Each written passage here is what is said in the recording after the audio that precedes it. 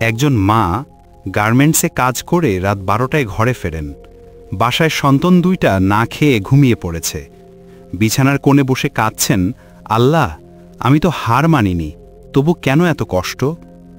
ঠিক তখনই কেউ বলেন, বোন, জানেন কোরআনে কি লেখা আছে?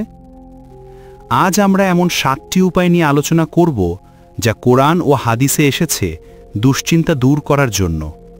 চলুন তবে শুরু করি আল্লাহর বাণী থেকে আশ্রয় নেওয়ার এই হৃদয় বিদারক যাত্রা। 1. ধৈর্য ধারণ। জীবনের সবচেয়ে অন্ধকার সময়েই আল্লাহ আমাদের পরীক্ষা করেন।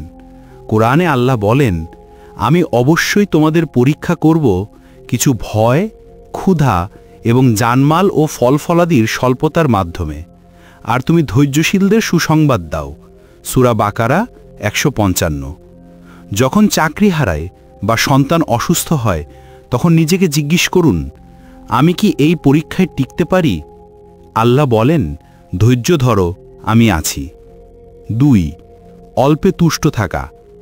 আমরা যা হারাই তার জন্য দুশ্চিন্তা করি, কিন্তু যা এখনও আছে তা কি আল্লাহর নেয়ামত নয়?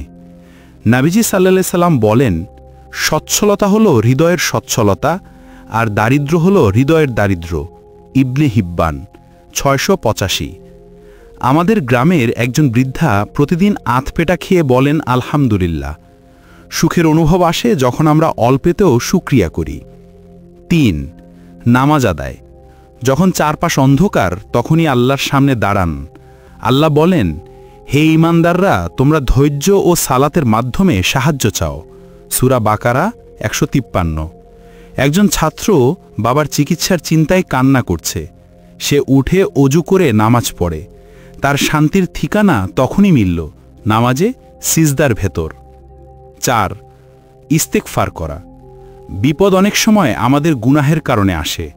আল্লাহ বলেন, তোমরা তোমাদের রবের কাছে ক্ষমা চাও, তাহলে তিনি তোমাদের জন্য প্রচুর বৃষ্টিপাত করবেন এবং তোমাদের ধন সম্পদ ও সন্তান সন্ততিতে সমৃদ্ধ করবেন। সূরা নূহ 71। গ্রামে এক কৃষক ফসলের ধ্বংসে কাঁদে। তার পাশে একজন বলে, চাচা, বেশি বেশি ইস্তেগফার করেন, বৃষ্টি আসবে। এমনই রহমত আল্লাহর। 5. আল্লাহর আশ্রয় চাওয়া। যখন মনে হয় আমার দোয়া আল্লাহ শুনছেন না, তখন এই আয়াত শুনুন, আমি তো নিশ্চয়ই নিকটবর্তী, আমি আহ্বানকারীর ডাকে সাড়া দেই যখন সে আমাকে ডাকে। সূরা বাকারা 186। একজন বিধবা মা বলেন, আমি কেবল বলি, হে আল্লাহ, আমার সন্তানের চাকরি দাও। মাসখানেক পর তার সন্তান ঢাকায় একটি চাকরি পেয়ে যায়। আল্লাহ ডাকে সাড়াবেন, চুপচাপ, নিঃশব্দে। 6.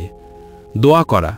নবীজি সাল্লাল্লাহু আলাইহি সাল্লাম প্রতিদিন দোয়া করতেন এই বলে, হে আল্লাহ, আমি আপনার কাছে আশ্রয় চাই দুশ্চিন্তা, অক্ষমতা, অলসতা, কাপুরুষতা, কৃপণতা, ঋণের বোঝা এবং মানুষের প্রভাব থেকে। বুখারী 6369। এই দোয়া পড়া যেন আপনার প্রতিদিনের ওষুধ হয়।